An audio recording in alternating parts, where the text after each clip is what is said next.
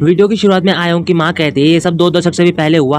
उस समय मैं उत्तर की ओर एक लंबी दूरी के ट्रेडिंग कारवां को लीड कर रहा था और अपनी जर्नी के दौरान एक इन में उनसे मुलाकात हुई। लियोशिन कहता जब आधी रात में डाकुओं ने हम पर हमला किया, हमारे पास कई सारे आर्मर्ड स्कॉट्स थे लेकिन वो सभी ओवर पावर्ड थे। तभी आयोंग की माँ कहती है और उस समय मेरे गुजरे हुए पति ने तुम्हें बचाया था। तो लियोशिन कहता है हाँ ये सही है, मैं अपनी जिंदगी और पोस्पेरिटी दोनों का आभारी हूँ क्योंकि वो कार्गो मेरी सक्सेस की चाबी थी। हालांकि उसने मुझे अपने नाम के अलावा और कुछ नहीं बताया। ऐसे में मुझे हमेशा इस बात का अफसोस रहता है कि मैं उसका कर्ज नहीं चुका पाऊंगा। आयोंग की माँ कहती है आप कैसे कह सकते हैं कि जिस इंसान ने आपकी जान बचाई वो मेरे पति थे? एक ही नाम के कई लोग होते हैं। हालांकि मैं आपकी सिंसियरिटी से प्रभावित हूँ। अगर आप कोई गलती करते हैं तो आप गलत इंसान को शुक्रिया कह रहे होंगे। एमसी मुस्कुराते हुए मन में कहता है उसने पैसों का फायदा उठाने के बजाय सच बोलना चुना, जैसा कि मैंने अपने स्वॉन ब्रदर भाई की वाइफ से एक्सपेक्ट किया था।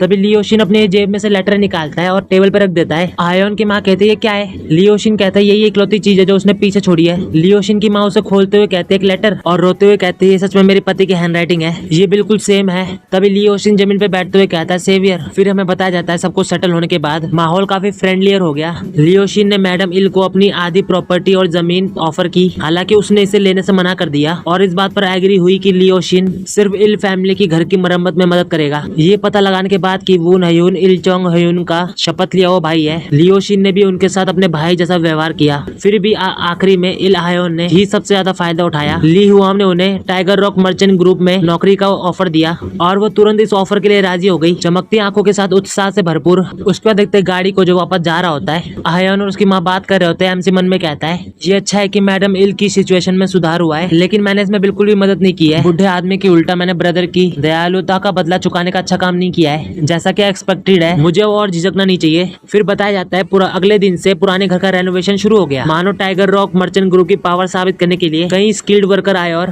कीमती बिल्डिंग मटेरियल तुरंत डिलीवर की गई। इल चोंगह्यून का घर जो एक दिन पहले ही अकेला और वीरान था एनर्जी से भर रहा था। इल आयोंग जो अभी टाइगर रॉक मर्चेंट ग्रुप में काम शुरू कर रही थी, उसने अपनी माँ को एक लेटर भेजा। मुझे सच में कड़ी मेहनत करने की जरूरत है, लेकिन थोड़े से लक के साथ मैं इवेंचुअली एक फुल टाइम एम्प्लॉय बन सकती हूँ। इल फैमिली की किस्मत में बदलाव देखकर एमसी उनके लिए खुश भी था और अपने यूजलेस होने पर दुखी भी। शुरू से आखिरी तक वो एक सिर्फ ऑब्जर्वर था। उसके बाद एमसी घर को देखते हुए कहता है बहुत अच्छा, इम्प्रेसिव। माहौल और डिजाइन नहीं बदला है, लेकिन ये किसी तरह ज्यादा जिंदा लगता है। उसके बाद देखते हैं मिस इल कहती है मैं सचमुच नहीं जानती कि आपको कैसे शुक्रिया कहूँ। ली हुआम हंसते हुए कहता है कोई प्रॉब्लम नहीं है, हालांकि मैं ही वो हूँ जो आपके परिवार का आभारी हूँ। उसके बाद दिखाते हैं एमसी कहता है तुम्हारा एंड कैसे चल रहा है आयोंग नूना? तभी एमसी को याद आता है और घबराते हुए मन में कहता है उफ गलती से मैंने उसे नूना कह दिया। लेकिन ये क्या? आयोंग हंसते हुए कहती है मैं बढ़िया हूँ, जब मैं दूर थी तब घर पर नजर रखने में मदद करने के लिए शुक्रिया। एमसी मन में कहता है क्या वो नाराज नहीं लग रही? और कहता है नहीं मेरा मतलब ये नहीं था। तभी वहाँ पे ली सियोन आती है और एमसी कहता है ग्रीटिंग मिस सियोन वेलकम। तो सियोन मुंह बनाते हुए कहती है तुम्हारा मिस से क्या मतलब है? क्योंकि मैंने तुम्हें ओरेबियोनी कहा तो क्या तुम्हें मुझे नूना नहीं कहना चाहिए? और मुझे ओरेबियोनी का मतलब नहीं पता। एमसी कहता है ठीक है सियोन नूना। उसके बाद देखते हैं आयोन हैरान होते हुए कहते हैं वाओ घर अब बहुत बेहतर दिखता है,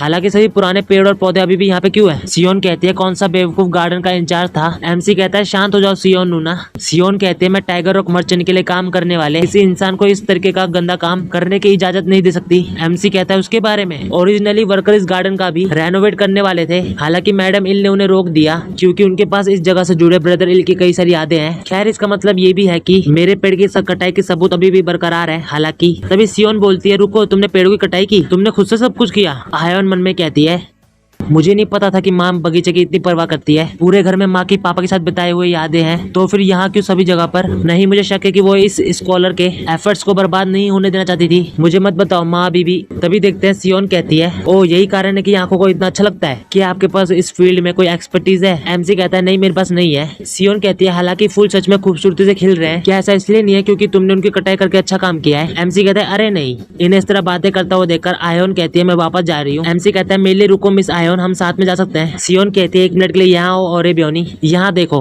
क्या तुमने खुद इसकी छटाई की है? एमसी देखते हुए कहता है हाँ। तो सियोन कहती है ये भी? एमसी कहता है मैंने ये सब किया है। तभी सियोन एक मुरझाए हुए फूल को देखते हुए कहती है ये फूल मुरझाया हुआ क्यों है? एमसी कहता है अच्छा वो पेड़ वो अच्छी तरह से बढ़ रहा था, लेकिन मैंने टहनियों को काटने में गड़बड़ी की और ये ऐसा हो गया। सियोन कहते हैं तुम्हारा क्या मतलब है गड़बड़? तो एमसी बताता है माना जाता है कि काटने के बाद पेड़ और भी अच्छे तरीके से बढ़ते हैं ना, हालांकि मैं पेड़ों की छटाई करने का तरीका जानने के दौरान गलत तरीके से टहनी काट देता हूँ। तो सियोन कहते हैं और यही यही हुआ? एमसी कहता है ऑफ कोर्स, क्योंकि ये पहली ट्रेनिंग में से एक था। सियोन कुछ सोच रही होती है तो एमसी मन में कहता है वो ऐसे क्यों है? तभी सियोन खड़े होते हुए कहते तुमने काटी हुई टहनियों का क्या किया? एमसी कहता है ओ उन्हें मैं पहले ही जला चुका हूँ। सियोन कहते अच्छा ऐसा है। एमसी कहता है तुमने मुझसे ये क्यों पूछा सियोन नूना? सियोन जाते हुए कहते ये कुछ भी नहीं है, क्या अब हम वापस चलें? उसके बाद दिखाते सब लोग एक जगह बैठे हुए होते हैं और ली हुआम कहता है आपकी बेटी बहुत टैलेंटेड है। तो मिस ली कहती है आपकी तारीफ के लिए शुक्रिया। ली हुआम कहता है मैंने ये भी सुना है कि वो जल्दी शादी करने वाली है, क्या मैं पूछ सकता हूँ कि उसका पति कौन होगा? इसे सुनकर आयोंग शर्माने लगती है और एमसी की ओर देखते हुए मन में कहती है स्कॉलर ने ईमानदारी से घर की मदद करने की पूरी कोशिश की तो वो शायद दुखी हो जाएगा, लेकिन उसकी मदद नहीं की जा सकती।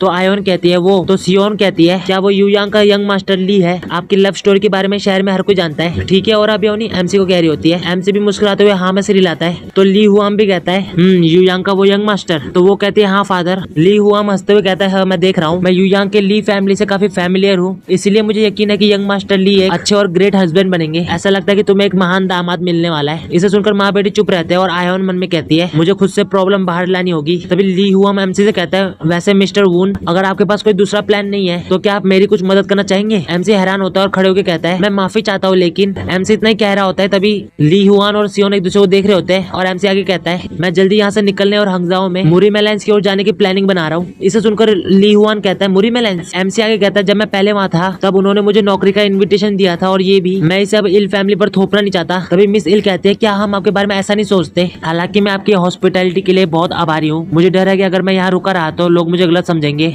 ओल्ड मैन ली ने मुझे याद दिलाया कि मैं यहाँ कर्ज चुकाने आया हूँ उस सारी काइंडनेस के लिए जो ब्रदर ने सालों तक मुझ पर दिखाई, इसीलिए मैंने मुरी मेलैंस के ऑफर को एक्सेप्ट करने का फैसला किया है। तभी लियोशिन कहता है मैं तुम्हारी बात समझता हूँ, लेकिन क्या तुम रिकंसिडर नहीं करोगे? हमारा टाइगर रॉक मर्चेंट ग्रुप भी आपको नौकरी पर रख सकता है। एमसी कहता है ये वो फैसला है जो मैंने बहुत सोच समझने के बाद किया है। जब मैं एक स्टेबल इनकम कमा लूंगा और अपने पैरों पर खड़ा हो जाऊंगा तब मैं यहाँ वापस आऊंगा। ली हुआम कहता है अच्छा ऐसा है, अगर तुम यही चाहते हो तो मैं आपको मनाने की और कोशिश नहीं करूंगा। हालांकि क्या आप हमारे किसी जहाज पर सवार होकर हंगजाओ की यात्रा करना चाहेंगे? एमसी कह रहा होता है ओ मैं। तभी ली हुआम कहता है अगर तुम इसे भी मना कर दोगे तो मैं गुस्सा हो जाऊंगा। तो एमसी कह देता है कि मुझे राइड का ऑफर देने के लिए शुक्रिया। और फिर हम देखते हैं कुछ समय बाद गाड़ी के अंदर लियोशिन कह रहा होता है मुझे माफ करना, मैंने उसे अच्छे से नहीं संभाला। तभी सियोन कहती है हमारा इन्वेस्टमेंट कॉप समिति की उड़ान भरने वाला है, अब हम क्या करेंगे? ली हुआन कहता है जब तक हम उसका पट्टा पकड़े रहेंगे वो उड़ नहीं पाएगा। सियोन कहती है क्या आप ये पक्का करने जा रहे हैं कि उसका जहाज कभी भी मुरी मेलैंस तक ना पहुंचे? ली हुआन कहता है इन्वेस्टमेंट एक लव अफेयर की तरह है, इसके लिए बहुत धैर्य और बुद्धि की जरूरत होती है। अगर कोई बहुत जोर से आता है तो टारगेट को उल्टा महसूस होगा। दूसरी ओर एक आदमी का लंबा लगाव लोहे की जंजीर से भी ज्यादा मजबूत हो सकता है। हम वून हायुन को ये जगह छोड़ने की परमिशन देंगे, लेकिन वो हमारी पकड़ से बच नहीं पाएगा।